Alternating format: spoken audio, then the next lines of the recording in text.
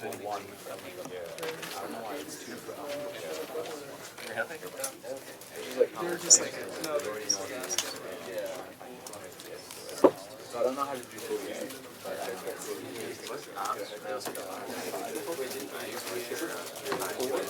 Yeah, I just got the thing. I couldn't figure out why. Hey, like you just got your thing. I got you. Yeah. It's like. I'm like way more pretty smart than I am today, but I do have like 2 majors. But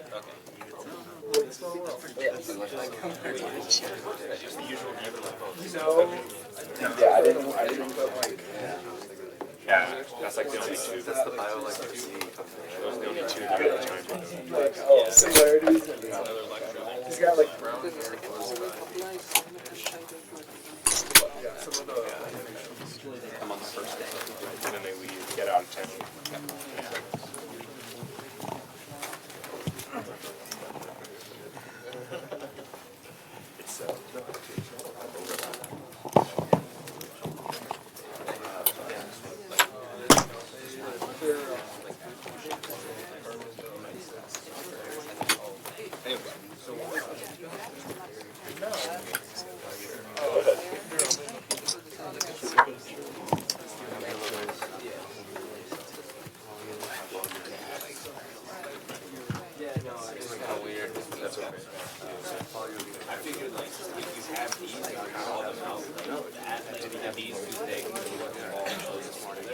Does a lot like it.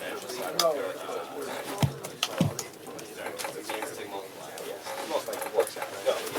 I just left a lot of space. So I add those two together, but like these are just two. Yeah, they just a lot of space. It's a good idea.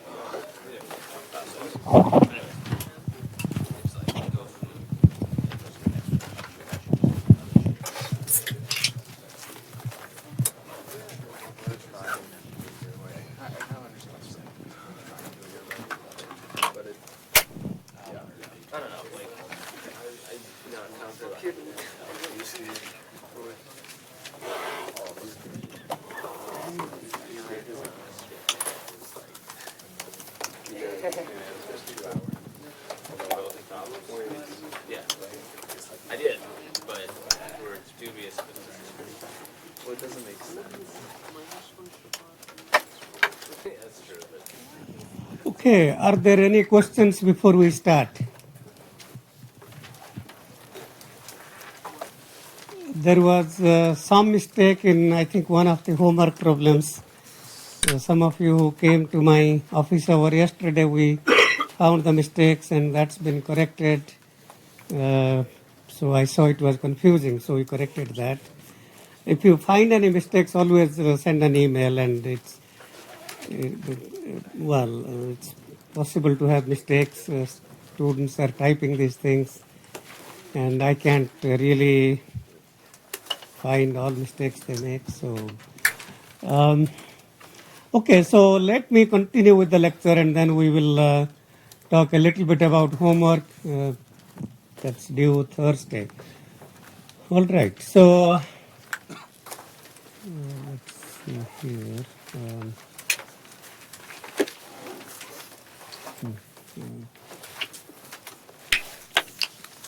Okay, so we were talking about Z transform last class, and the last example that we talked about. Okay, so let's just go through. So we talked about the definition last time, and we looked at a couple of examples, and in particular, something doesn't seem right. Where is yeah, okay, so we saw that if the sequence is a to the power n un with absolute value of a less than 1, that Z transform 1 over 1 minus a z to power minus 1 is same as the other sequence, which was minus a to power n u minus n minus 1. So the Z transform is same, and what that means is the Z transform itself is, if you just state the Z transform, that is not sufficient for us to know what the time domain sequence was. So the Z transform must be accompanied by its region of convergence. If you want the time domain sequence to be unique, then we have to have the Z transform as well as the region of convergence. So if I say the Z transform is 1 over 1 minus a z to power minus 1 and the region of convergence is the inner circle of A, then that specifies that's a left-sided sequence and the time domain sequence is indeed that sequence on the top, minus a to power n u minus n minus 1. And if I say the region of convergence is the outer circle of radius a, then that specifies the time domain sequence is a to the power n un, which is a right-sided sequence.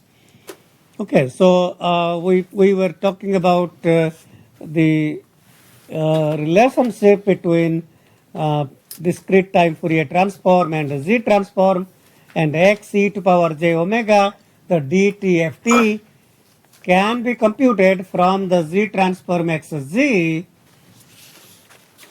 provided the Z transform includes the unit circle in its region of convergence. Well, we couldn't compute xz at z equal to e to power j omega if the region of convergence does not include the unit circle.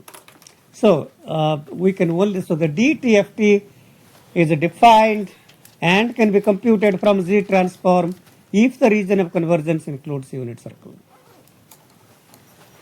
Xn is this is an example of a sequence that says the first part 1/3 to the power n un, that states the region of convergence is outer circle of radius 1/3, and then the minus a half to power n u minus n minus 1, that region of convergence is the inner circle of radius half, and if you take the intersection of both of these parts, then the ROC is the annular ring between the two radii 1/3 and half. But as you can see here, the discrete time Fourier transform is not defined for the sequence because the Z transform does not include unit circle or the absolute value of Z equal to 1. Absolute value of Z equal to 1 is simply the unit circle, which is e to the power j omega equal to 1. Z is the complex exponential e to power j omega.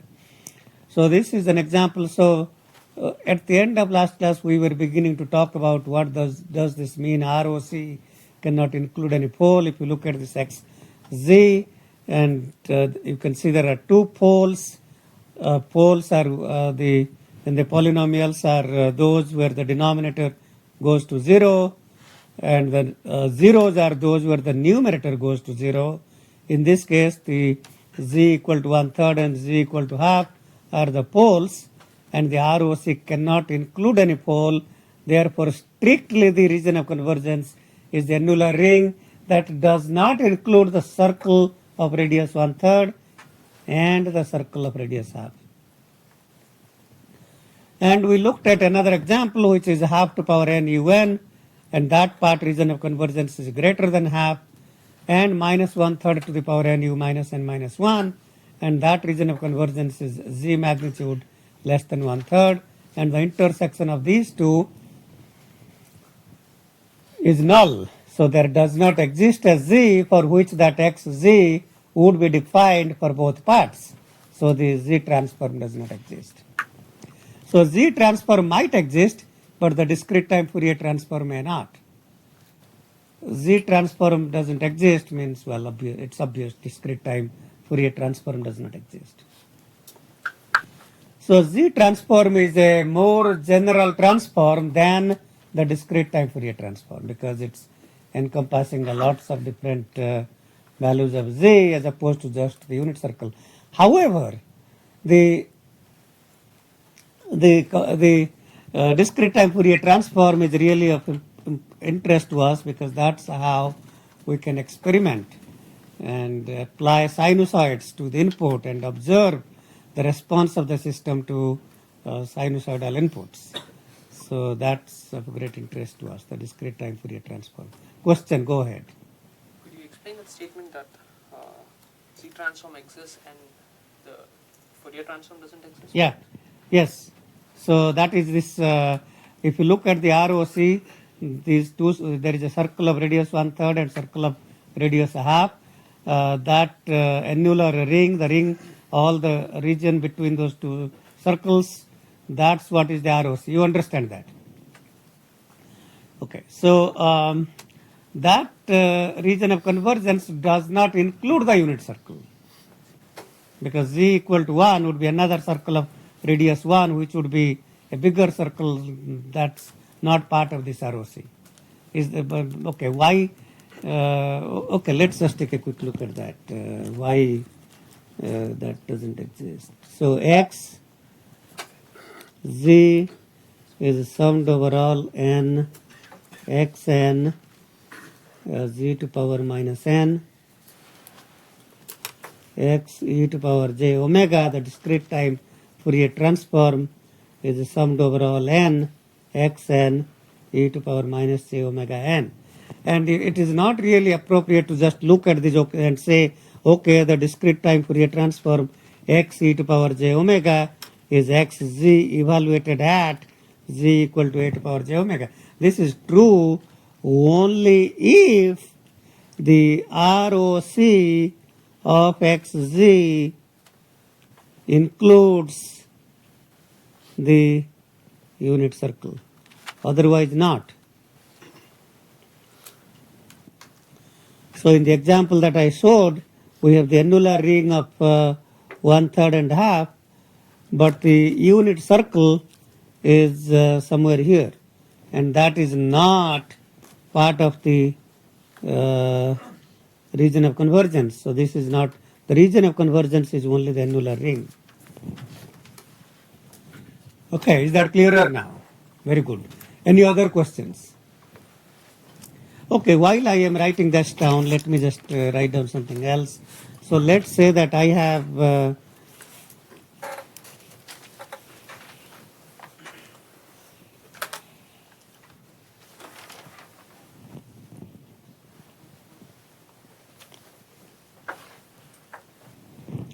so let's say that xz has 3 poles at 1/3, 1/2, and 2.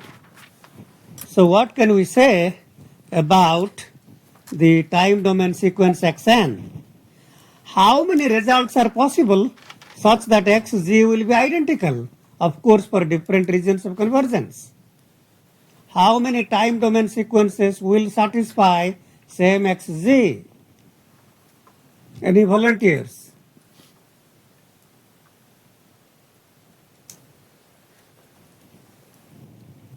So there are 4 time domain sequences. So this is 1, and then 2, and 3, and 4.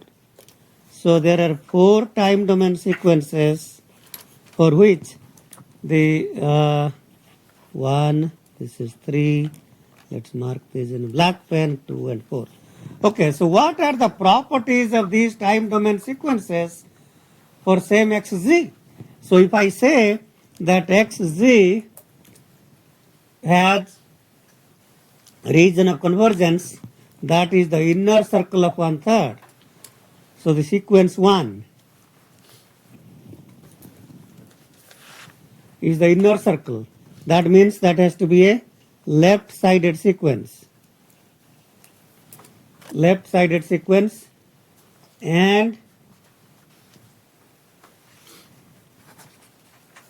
left-sided sequence, and is that going to be stable or unstable? Why? Because it does not include the unit circle. Okay, 2, that's between annular ring between 1/3 and 1/2. So that's going to be 2-sided. The first one, you think about 1/3 and 1/2 as the outer circle of 1/3 and inner circle of 1/2. That's 2-sided. And is that stable or unstable? Unstable. What about 3? That is between 1/2 and 2. So that is two-sided and stable because it includes the unit circle in its region of convergence. So that's the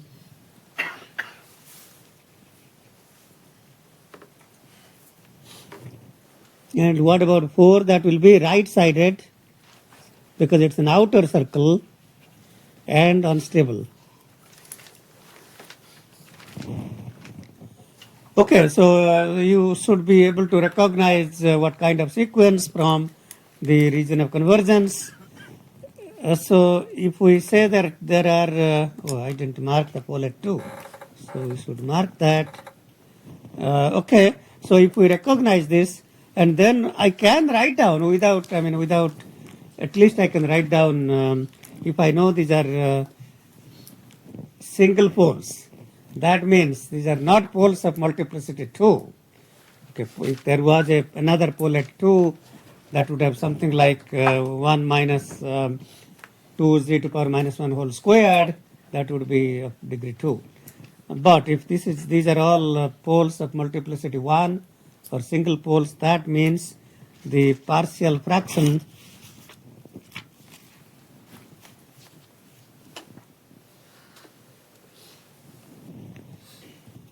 so xz can be written as some constant a by 1 minus 1/3 z to power minus 1 b times 1 minus half z to power minus 1 plus c by 1 minus 2 z to power minus 1. Okay, so if indeed that's the xz, let's just assume I know what those a, b, c are. Those are obtained by partial fraction expansion, which we will talk in a minute. Okay, so what will be the time domain sequences for these 1, 2, 3, 4? For the sequence 1, which is the inner circle of radius 1/3, and that's left-sided and unstable, what would xn be like? Any volunteers about what xn might look like? So think about xn as the left-sided sequence.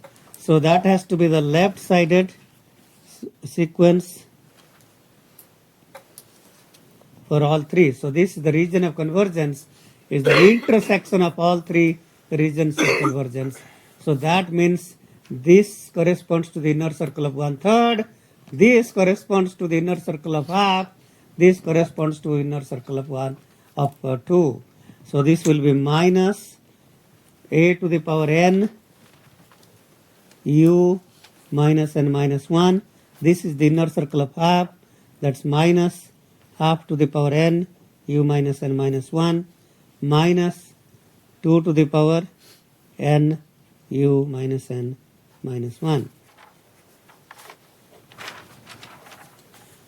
So, okay, this times ABC. I didn't write.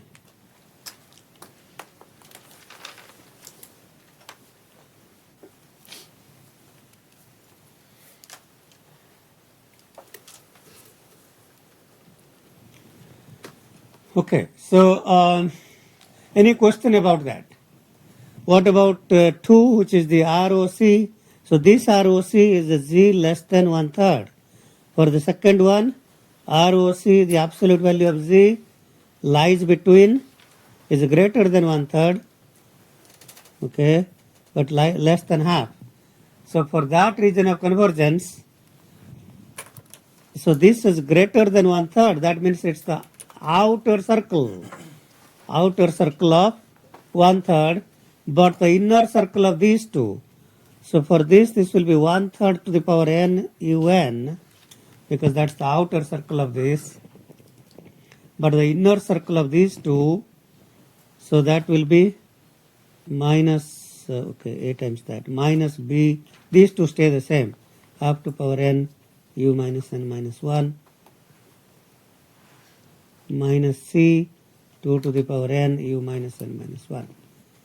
For the third sequence, where the region of convergence is between half and 2, okay, so it is greater than half, that means it's greater than 1/3, greater than half, but less than 2, so it's the outer circle for these radii 1/3 and half. So xn for that sequence will be a times 1/3 to the power n un plus b times half to the power n un minus c times 2 to the power n u minus n minus 1. And for the last one, where z is greater than 2, that's the outer circle for all of them.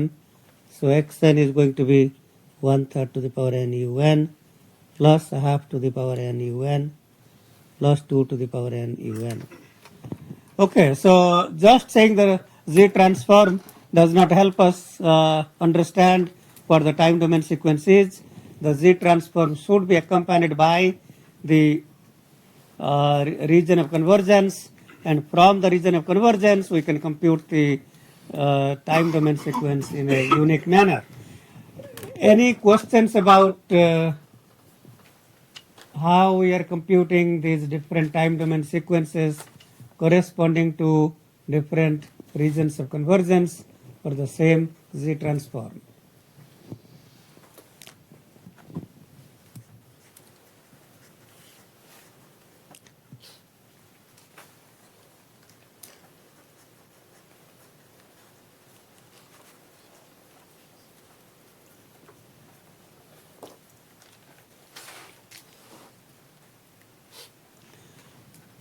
Okay, if there are no questions, then let's continue to the slides.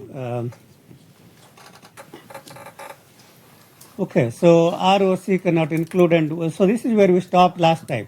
So what we want to spend some time on today is, given xz, how do we compute xn? And there are a lot of different ways to compute, and in this particular class, we can certainly do long division, which is not practical. The typical way would be using the next two, partial fraction expansion and properties. Contour integral is another way, but we won't really study that in the class. Most of the time in this class, you can find xn by partial fraction expansion and using properties. Okay, let's say that I am given xz is equal to 1 over 1 minus a half z to power minus 2. And z absolute value is greater than half. So as you will notice, this is an example of a pole with multiplicity 2. So there are actually two poles. So the multiplicity of the pole at half is 2, because the two poles, the denominator is a second order polynomial, and the two poles are located at half and half. So there are poles of multiplicity 2. One pole of multiplicity 2. So we will try to understand how to compute that by long division first, which is one way to compute, a brute force way, and sometimes, believe it or not, sometimes it is probably the only way, because that's sometimes the only way to find the time domain sequence xn. So we try to divide one by, okay, by the way, before we get to that, because the outer circle z greater than half, z magnitude greater than half is the region of convergence, that's the outer circle. So we do know that the sequence is a right-sided sequence. If it was a left-sided sequence, you might do the long division little differently, but with right-sided, we want to be dividing in this manner, and you do the long division. So first we want to cancel out the 1, and then we subtract, and we are left with those two terms. I want to next cancel out z to power minus 1. So multiply by plus z to power minus 1 times 1, and that then cancels out, and then subtract, and then we get that quantity, and then you add to the quotient 3/4 z to power minus 2, and that then gets cancelled out, and you keep going through that up to infinity. But when you are doing long division, you don't want to go up to infinity, but you want to observe a pattern. Well, that's the idea of computing xn. You want to observe. If there is no pattern, then, well, there is nothing to do. But if there is a pattern, as there is in this example, then you write down xz equal to 1 plus z to power minus 1 plus 3/4 z to power minus 2 plus half z to power minus 3. And from the definition of summed over all n xn z to power minus n, we know that's x0 plus x1 z to power minus 1 plus x2 z to power minus 2 plus x3 z to power minus 3, etc. So x0 is 1, x1 is 1, x2 3/4, x3 half. Okay, I am just giving the answer, but if you notice all those things, you can see that xn is n plus 1 times half to power n un. That answer is not coming from here. We know the answer from properties, which we will get to in a minute, but that's what it is. N plus 1, if I substitute n equal to 0, we get 1 times half to power 0. If I substitute n is 1, we get 2 times half. If I substitute n is 2, 3 times half squared, that's 3/4, and so on. So that's the result. So long division is a way to compute if you don't know how to find xn by analytical means, either using properties or by observation or by tables or some kind of method. Okay. So now that we know that n plus 1 half to power n un, did I say un there? Yeah. So by the way, so if you leave the answer n plus 1 times half to power n, that is not same as n plus 1 half to power n un. If you just leave it as n plus 1 half to power n, then you are saying that is a sequence defined for n equal to minus infinity to infinity. And that is not the sequence we are looking for. So do not forget to multiply by un. Or you could say n plus 1 times half to power n, n greater than or equal to 0 and 0 otherwise, then that will be correct as well. Okay, so now that we know for xn n plus 1 half to power n un, now I just want to prove that xz is indeed 1 over 1 minus half z to power minus 1 square. So by the way, I would say that a few things you should always remember and don't expect to be looking at the book or table all the time. And that's a to power n un z transform and n plus 1 times xn. Okay. All right. So or n plus 1 times a to power n un. Okay. So how do we prove that? We can write n plus 1 times half to power n un as n times half to power n un plus half to power n un. And that one we already know. Half to power n un is the z transform is 1 over 1 minus a z to power minus 1. A is half. So we already know that. That's easy to know. Now here is a property that we can use. The property states how to compute the z transform of n times xn. And it's telling us, if you read the last line, which we will get to in a minute, the z transform of n times xn. If I know the z transform of xn, then the z transform of n times xn is minus z times the derivative of xz with respect to z. Okay. Okay, how do we prove that? Well, I know from the definition xz is summed over all n xn z to power minus n. Take the derivative of both sides with respect to z. Then we get summed over all n xn minus n times z to power minus n minus 1. Okay, derivative of x to power n is nx to the power n minus 1. Okay, so then z to power minus n minus 1 is z to power minus n times z to power minus 1. Okay, z to power a plus b equal to z to power a times z to power b. Then the minus quantity and the z to power minus 1 quantity come outside the sum. They are not dependent on the summing index n. And what's left inside the summing index is n, xn, z to power minus n. And by definition, that is indeed the z transform of n times xn. And if you bring the minus 1 over z to the left hand side, so we have z transform of n xn is minus z dx dz. And after that, I can take the derivative of 1 over 1 minus half z to power minus 1 with respect to z. multiply by z and take the negative sign and add that, and then you can easily then prove that indeed 1 over 1 minus half z to the power minus 1 whole squared is the z transform of n plus 1 to the power n plus 1 times half to the power n un. Any question about what I am trying to show in this slide?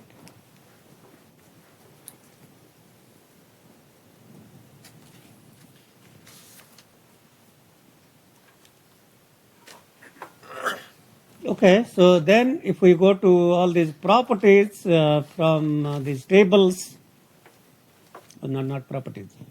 Okay, let's just go to the properties. We'll come back to the other one. So here are these properties from the tables. It says if xn z transform is xz, x1n is x1z, x2n is x2z. They are regions of convergence, ROC, are given by Rx, Rx1, Rx2.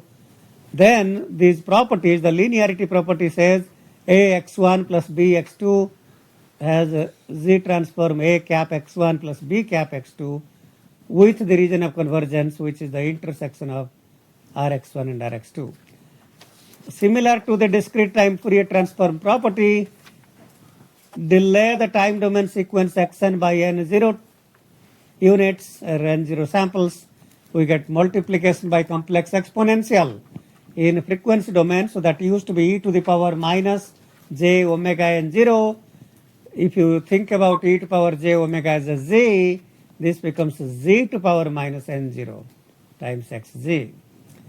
Once again, the duality property states that multiplying by, so in the dTFT we multiplied by complex exponential e to power j omega n. Now we multiply by z0 to the power n xn. Then we get xz over z0, and the region of convergence now is z0 absolute value times Rx. Okay. So for example, if the region of convergence was the outer circle of radius A, then this would be the outer circle of radius A times z0 absolute value. Okay, so that's n times xn I just showed, that's minus z times the derivative of xz, x conjugate n, that's x conjugate z conjugate. And I didn't mention in the DTFT, but in general DTFT, it's good to know if the sequence is real and even, the discrete time Fourier transform is real and even. If the sequence is real and odd, then the discrete time Fourier transform is odd and purely imaginary. It's good to know those kinds of things. Okay, let's see. Well, okay, so the convolution x1 convolved with x2, then x1 times x2. And also I had mentioned flipping in time domain, flipping in the frequency domain, x minus n, the dTFT was x e to power minus j omega, and that's what it is in the z transform. So if we go to some of the examples here in the table, delta n z transform 1 un 1 over 1 minus z to power minus 1. Now some of you may think about does z transform is really okay, un z transform is 1 over 1 minus z to power minus 1. So strictly speaking, if you have a sequence 1 1 1 1 all the way up to infinity, which is un, its dTFT strictly speaking doesn't exist. Okay. As you can see here, the region of convergence is the outer circle of radius 1. The pole is at z equal to 1. So this is not a strictly stable sequence, but for all practical purposes, we will just not worry about that. Okay. I mean, we could spend a little time, which I can do. So let me just say why it is not, why the dTFT really doesn't exist strictly.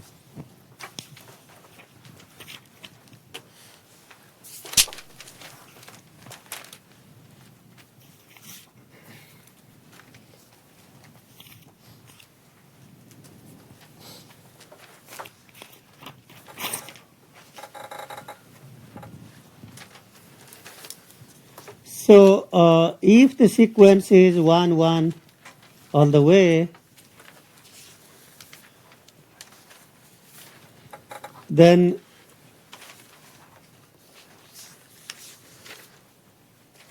x e to power j omega will be 1 over 1 minus e to power minus j omega, which is the term that we are, so xz for sure is 1 over 1 minus z to power minus 1, because summed over all n equal to 0 to infinity z to power minus n is indeed equal to that, provided the region of convergence is greater than 1. If the absolute value of z is greater than 1, this reciprocal of z is less than 1, the geometric series converges. So the ROC, so the pole is at 1, and the ROC is the outer circle, not including the circle of radius 1. So this thing doesn't really converge. So strictly speaking, x e to power j omega doesn't converge. But for all practical purposes, it is okay for us. And the reason is the real dTft is this quantity plus, I don't recall that constant, it's either 2 pi or pi times delta omega. So the discontinuity is only at omega equal to 0. And if your system analysis doesn't really involve so much the DC value, then there is nothing wrong in using that, because this term disappears as long as omega is not equal to 0. So we could actually say if omega is not equal to 0, x e to power j omega is that. Okay, so that's kind of well, that is why it is okay to use that as long as we are not bothered about the DC value, and the DC value here brings in the discontinuity or this is, by the way, this is a continuous time delta or the Dirac delta, which is the impulse, unit impulse. So, but if you are sampling the x on the unit circle at other frequencies and not at omega equal to 0, which is the pole, then it is okay. So for all practical purposes, we can take that, and system analysis will still be correct. Okay, but it's a strictly unstable system. But for we can just say it is a pseudo stable or something like that. Okay, so much about the math and discontinuity.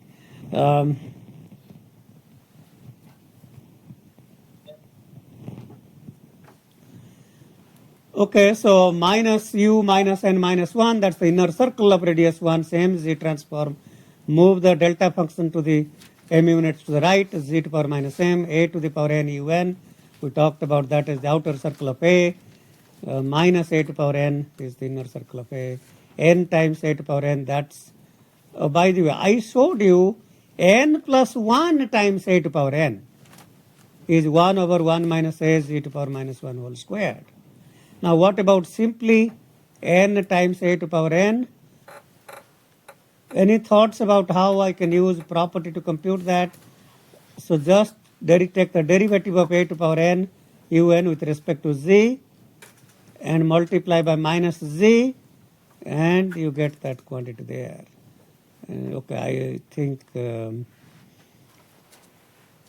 okay, so because the z transform of a to power n un and minus a to power n u minus n minus 1 are the same, these two multiplied by n have the same z transform, although for different regions of convergence. Okay, then there is a rectangle at the end, which you can see a to power n is a rectangle which is 1 from n equal to 0 to n minus 1, and that's the result coming out of the finite geometric series, not infinite geometric series. That's a times 1 minus r to the power n by 1 minus r. Okay, so that is a, by the way, that is a finite sequence 1, 1, 1, 1 up to n minus 1, and that is convergent as long as z is not equal to 0. Okay, so well, if z is equal to 0, then this becomes 0 by 0.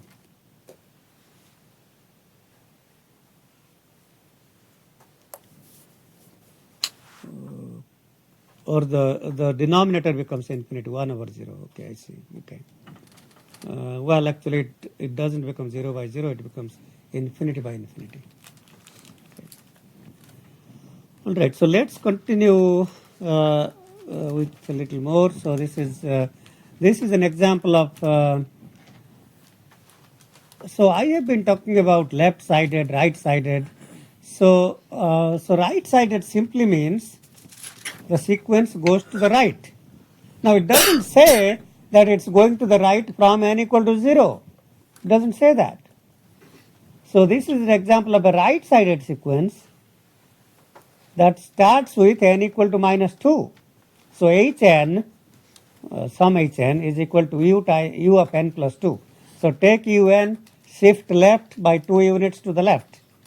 And that is, although this is a right-sided sequence, but is non-causal because there exist two values of negative n for which Hn is 0, non-zero.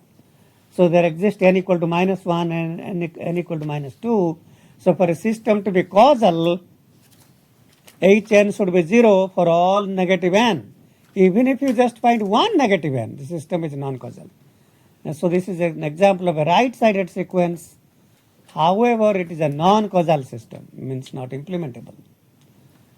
Now, the right-sided sequence has the outer circle as the region of convergence. Now, if we take this h of z, so what would be, so this would be z squared by 1, z squared over 1 minus 1 z to power minus 1. So un z transform is 1 over 1 minus z to power minus 1 multiplied by z squared because it shifted left, and that's the h of z. So I just want to make a distinction of right-sided and similar way left-sided. To give you one example of left-sided, so if I take this sequence minus 8 to power n u minus n minus 1 and shift that right by 5 units, so instead of starting at n equal to minus 1 and going left, it will start at plus 4 and go left. That would also be a left-sided sequence. So when we talk about right-sided and left-sided, we are not saying these are right-sided with respect to n equal to 0 or left-sided with respect to n equal to 0, but with respect to some finite n.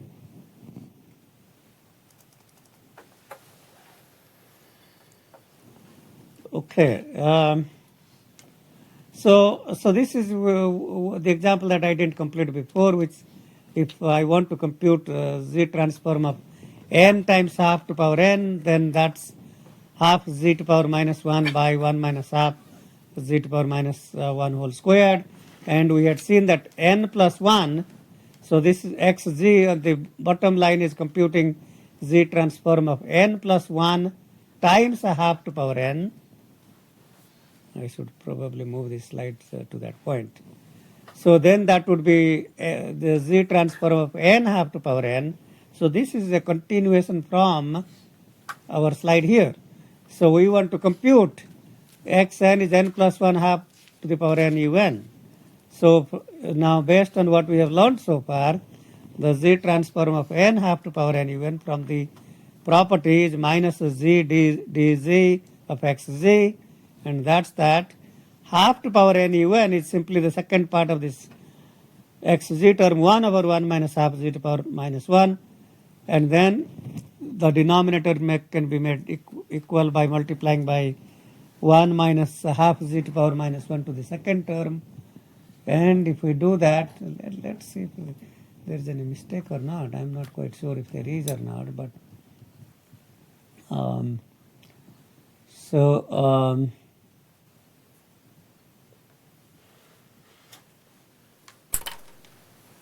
half z to power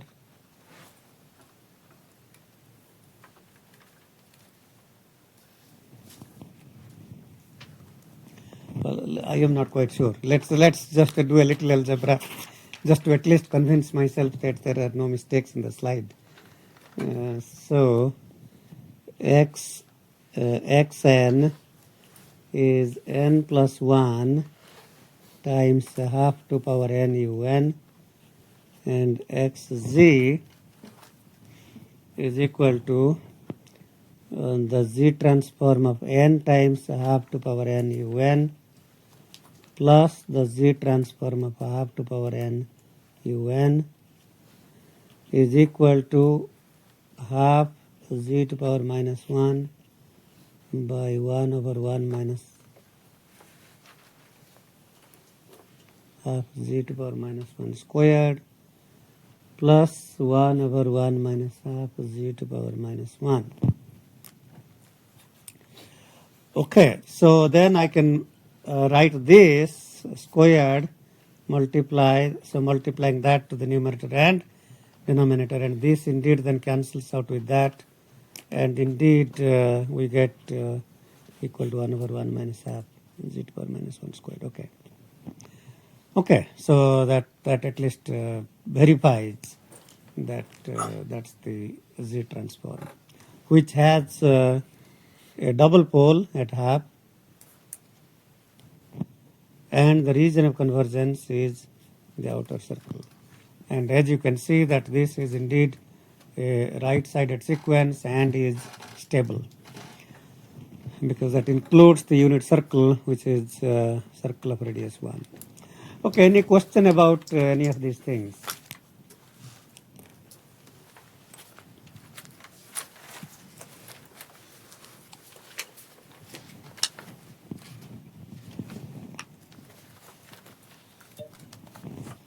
Okay, so let's, okay, I haven't talked about partial fraction expansion, and this is something you may have seen long time back in earlier classes, either maybe signals and systems class or in a math class. Okay, in this particular example, we have a numerator of degree 4 and a denominator of degree 3. Okay, so whenever you have, before you start partial fraction expansion, you want to make sure that the degree of the numerator is less than the degree of the denominator. So first thing you do here is a long division. So after doing the long division, we then collect those two terms, and after that, so we should really have the degree of numerator here to be less than 3, strictly less than 3. So that means the degree of the denominator should be 2 or less, and it so happens that in this case the numerator is just a constant, but that just happens to be the case. Otherwise it could have been a plus b z to power minus 1 plus c z to power minus 2, and it so happens b and c are 0 and a is 1. Okay, actually it so happens because I chose to make that, I started with a simple example. Okay, so now, so we have to take these parts that came out of the long division. The first term is simply xn is delta n. The second term is 2 delta n minus 1. Okay, we are done with those two. Then the real partial fraction begins, and there is a simple pole at z equal to 2. So a by 2z 1 minus 2z to power minus 1. There is a pole of multiplicity half of degree 2. There are two poles at half and half.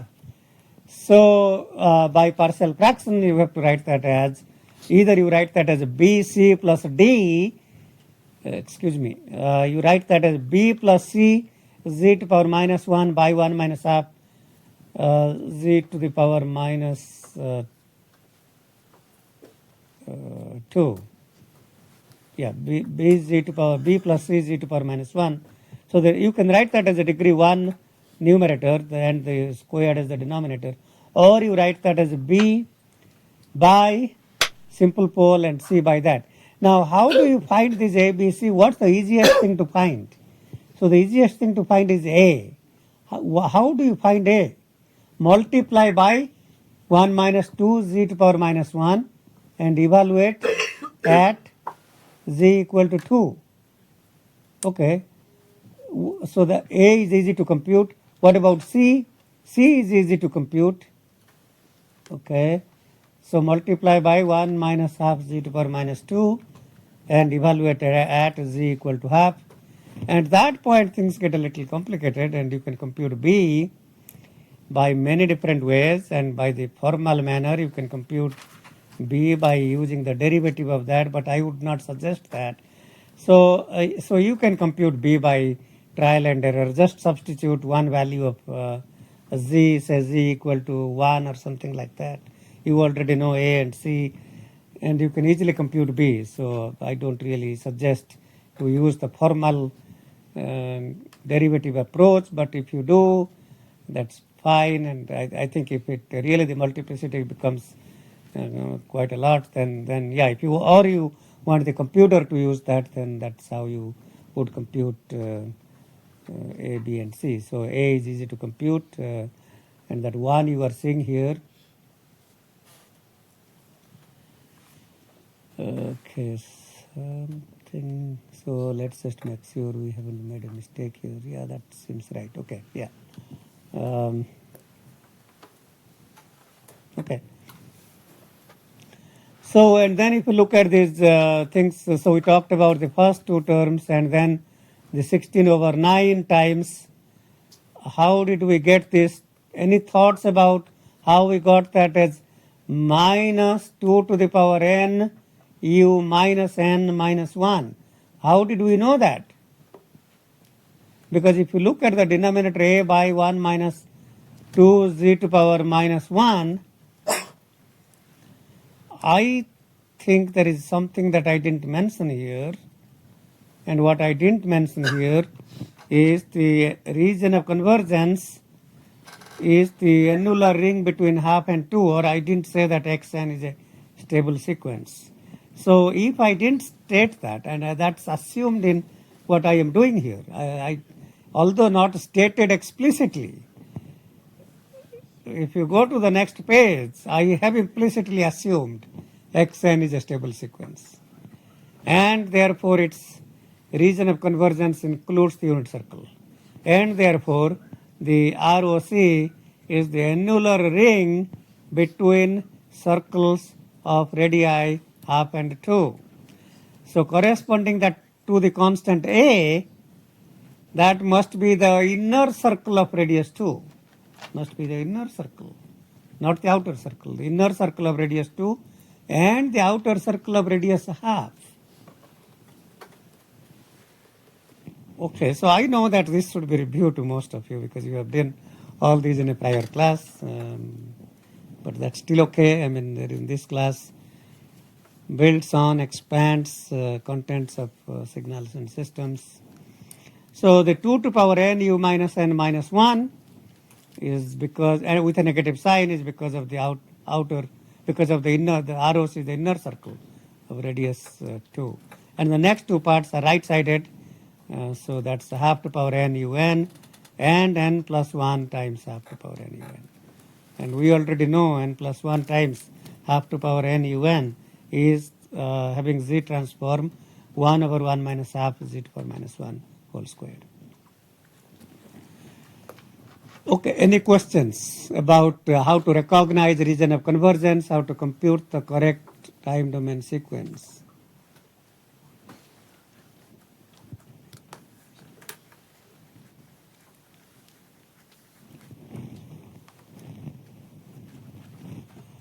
Okay, so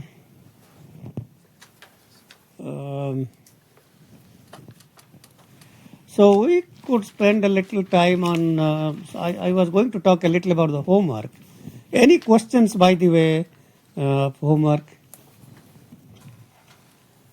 Anybody has any questions, clarifications of any kind? Okay. So we will see if we can, I want you to try out the last homework problem, which I spent quite a little time on creating that problem. Very interesting problem. And it shows how some signals that you thought are lost are really not lost, but are somehow hidden, and you can reconstruct that. And that's kind of, then the MATLAB exercise is interesting, but understanding the theory of that is even more interesting. Okay, so this is what was the activity in a prior class that I taught, and we want to use the Z transform properties to compute. So the question states that given Z transform of half to power n un is 1 over 1 minus half Z to power minus 1 with the region of convergence, which is the outer circle of radius half, we want to compute the Z transforms of a lot of these sequences shown here without formally computing. Well, we don't want you to do any evaluation of sums and so on, just using the properties. So it says find the Z transform and then find the region of convergence and state if the discrete time Fourier transform exists. Okay, any volunteers about, we can use this as a class activity, kind of as a class activity, although you are not working in groups here, but I do want some of you to volunteer. Any volunteers about the first one? First one says that for this is starting with n equal to 5, same sequence 1 half, so that half to power n is 1 half quarter and so on. That's xn.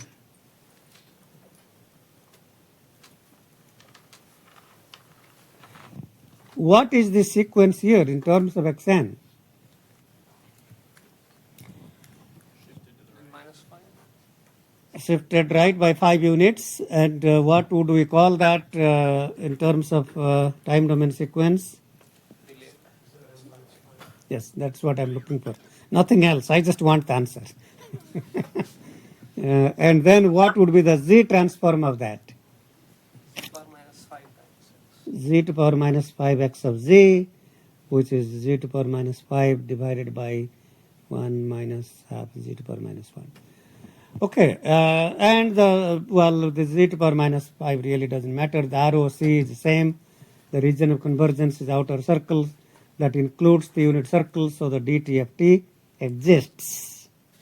Now, what about this sequence here? This is still 1 half quarter, etc., but now going to the negative side instead of the positive side. Any volunteers about what this might be expressed in terms of xn? Yeah, so this is the flipped sequence. So you flip in time domain, and what happens to the Z transform? X of minus C. X of 1 over Z. Yes, very good, very good. Wonderful. Okay, so that is going to be x of 1 over z, so means replace z by 1 over z, and that would be 1 over 1 minus half z. Okay. What's the region of convergence? So initial convergence was z magnitude greater than half, so this would be 1 over z magnitude greater than half, or z magnitude less than. Okay.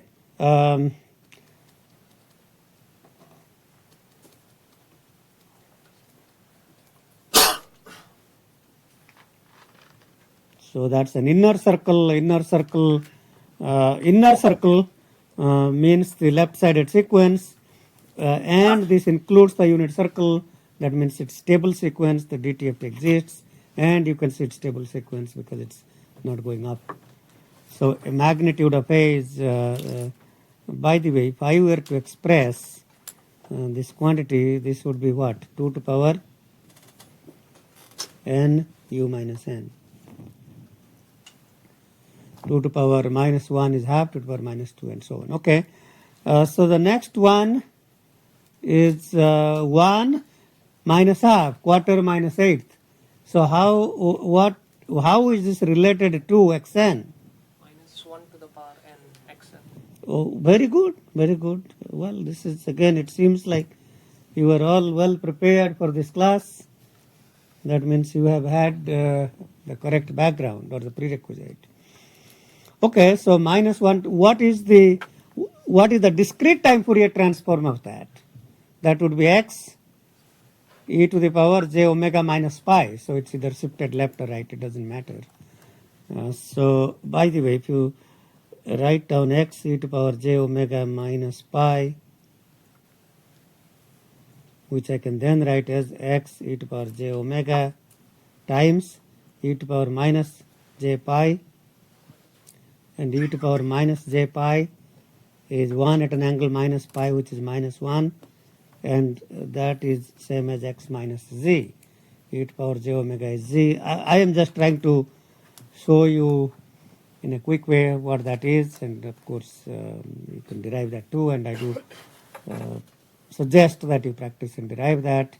Okay, so that's the z transform. So replace z by minus z, and if you do that, the z transform becomes 1 over 1 plus a half z to power minus 1. Okay, and what about the region of convergence? The minus really doesn't matter because you are taking the magnitudes, so that doesn't matter. So it stays the same, and the DTFT exists. Okay, now what about this sequence here?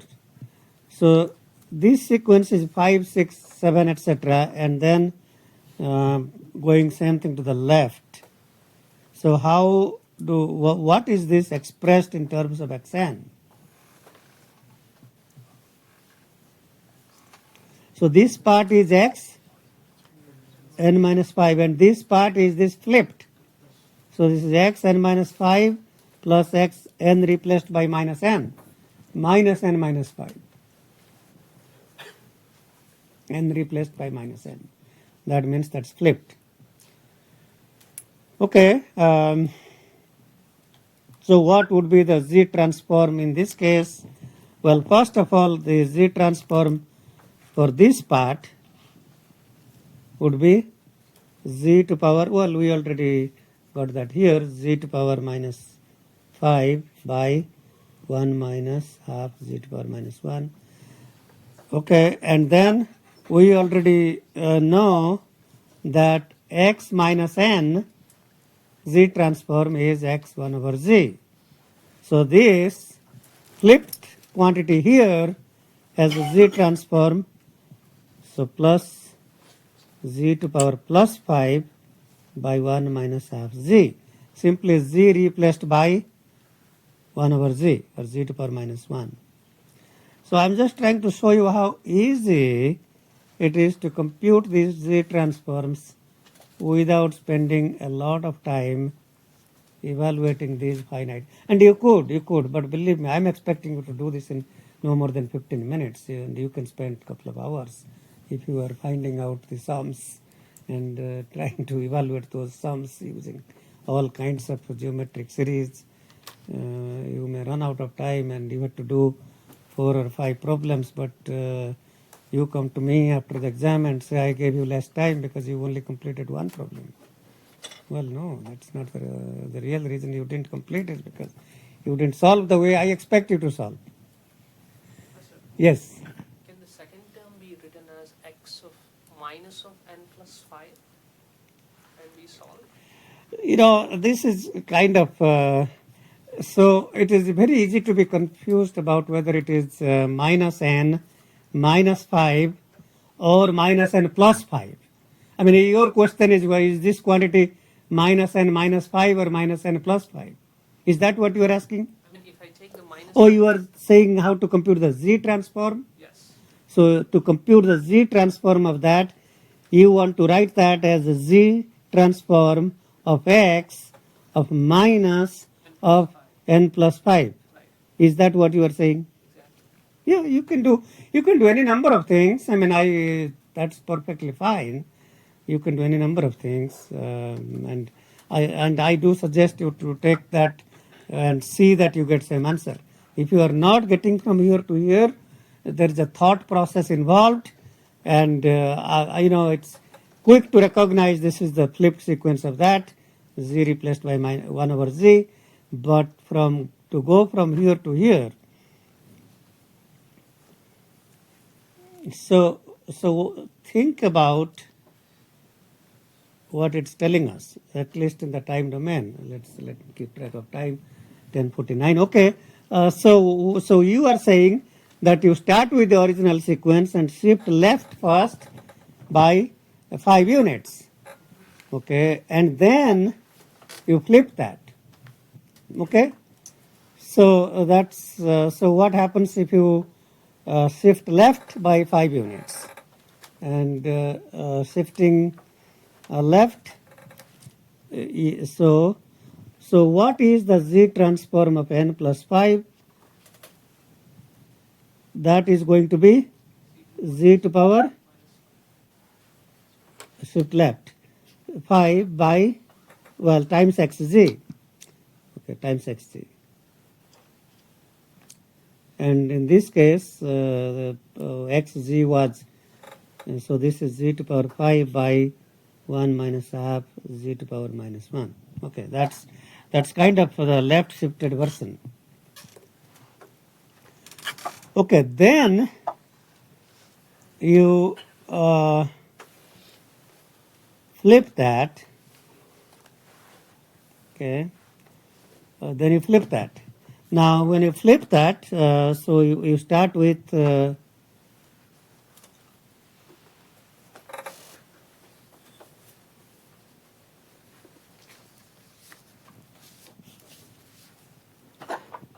you shift left by 5, so it starts with minus 5, and then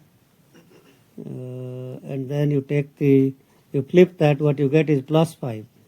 So very confusing, very confusing. So this is not, I mean, so it is very confusing, and that is why I want you to go back to very, very simple things. So, for example, if I want to compute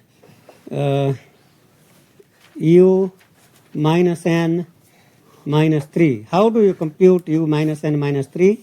Well, first, forget about, that's the last step. I probably spent a little time on these kinds of things. So first take care of the shift. So that's 3, 4, 5, etc. Okay. And then, so this is step 1, and minus sign is step 2. And then this is u n minus 3, and then flip it, so then it becomes minus 3, minus 4, minus 5, etc. So this is u minus n minus 3. Okay, so so it is very confusing, very, very confusing, because this is not flipped version of this. Flipping only replaces n by minus n. Does not. If you had some constant inside and you make that minus, that's not considered flipping. Very confusing. So it is easy to make mistakes, and I do want you to spend some time about these things. Just think about these things. Okay, so do you understand why this is confusing? Because this is not the flipped version. So this is not giving, if I replace now z by 1 over z, will not give you the same answer. Okay, so I think it is good to be confused. Well, it's good to be confused, because how else would we know what the correct answer is, unless we figured out what went wrong in the thought process. Yes? Isn't that sequence on the left x of minus n plus 5 because it's shifted to the left?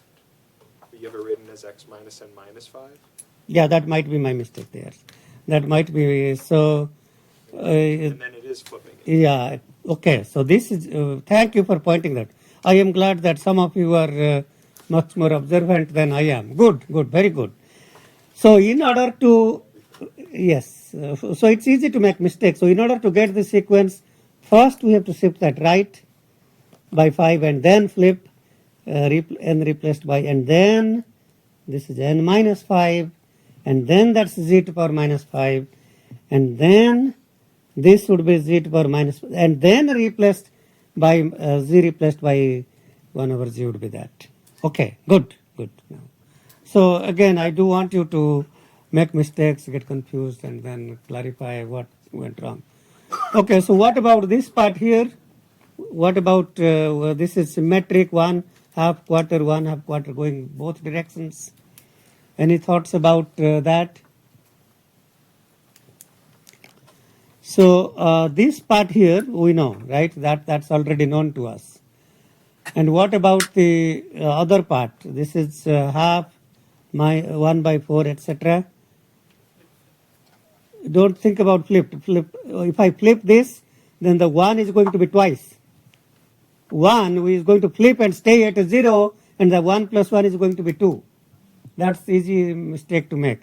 So yes, you could make it, you could say that, so you could indeed say this is 1 over 1 minus half z to power minus 1 plus 1 over 1 minus half z minus 1. Because if you flip it, you get another 1, and that becomes 2, and you subtract minus delta n, in z transform becomes minus 1. And if you don't do that minus 1, it is wrong. Is that making sense? Okay. So that would be certainly correct answer. Otherwise, you could recognize this quantity as what? 2 to the power n u minus n minus 1. 2 to the power minus 1 is half, 2 to the power minus 2 is quarter, and that quantity z transform will be minus 1 over 1 minus 2z to the power minus 1. So that would be, so you can show that this is indeed same as that. And how do you go from here to here? So the left side is still, the right side is same, but the left side is simply multiplied by a minus sign, so that minus becomes plus. Okay. Okay. Now what about here? What do you see? This is the expanded sequence xen 1 0 half 0, which is equal to xn by 2, and even 0 otherwise. And what is the expanded sequence z transform?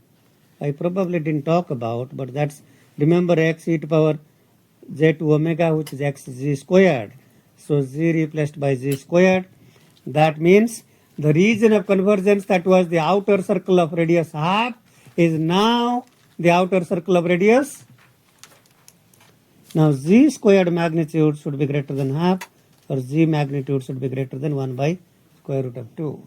So it has a bigger region of convergence than the previous one. The region of convergence is now bigger. Okay, 1 minus half, quarter minus 8, and both directions, the same thing.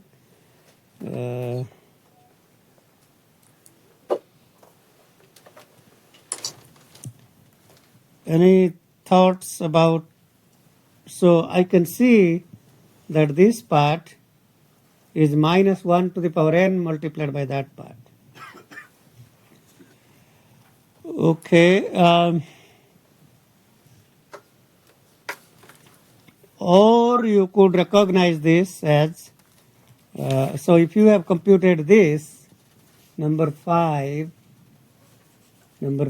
which is 1 half quarter, and then multiply this by minus 1 to the power n. So this is minus 1 to the power n times 5. Okay, so you could do that, and then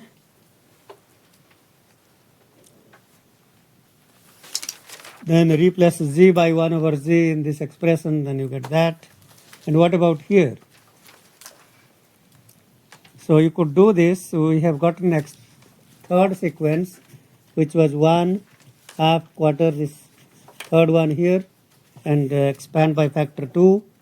So this becomes z replaced by z squared, which is the same region of convergence. And the last one here is half to the power n cosine n pi. What do you think you will do here? So if you think about what we see here, half to power, if n is 0, by the way, if you see this cosine n pi by 2, so cosine n pi by 2 un, so n equal to 0, cosine 0 is 1, n equal to 1, cosine pi by 2 0, cosine pi is minus 1, 3 pi by 2 0, and then it keeps repeating 1 0, minus 1 0, etc. And that's multiplied by half to power n, so which is 1, and then half to power 1, half to power 2 quarter, 8 16th, etc. So if you multiply by the 2, so 1 times 1, this is 0 minus quarter, and then this is 0 1 16th. So what you see here is an expanded sequence. This is an expanded sequence of 1 minus quarter, 16th, etc., which is minus 1 to the power n quarter to the power n. So this quantity here, quarter to power n, is 1 over 1 minus quarter z to power minus 1, multiply by this minus becomes plus, expand, z becomes c squared. So that's the final answer of that one. So any questions about how to use these properties? So I have posted these in the handout part of the Moodle site. So before you go, let's see if we can just but anyway, I mean, there is a sound given to you in the last homework, so you just try to listen to the sound. You can't hear it, and then you do a little work, and you can then hear the sound. So that's kind of, I want you to think about what is going on. So the sound is given to you, compute the spectrum, and so there is some code given to you. Learn about what this frequency Z command is doing. Try this out. It's a fun exercise. And if you don't really succeed in doing this, you probably won't appreciate. You may appreciate the math, but you may not appreciate what that means. Okay, we'll stop here today. See you next class.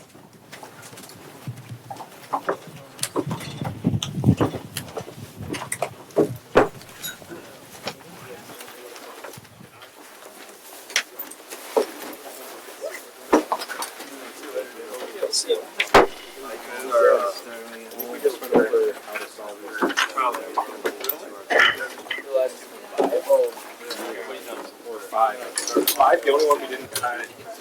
Yeah. And 4. I figured out 4 we didn't. But I think now that was about 5. Because like remember, it might be a little minus d times every c squared, which is just stay a little after. Oh, now we know.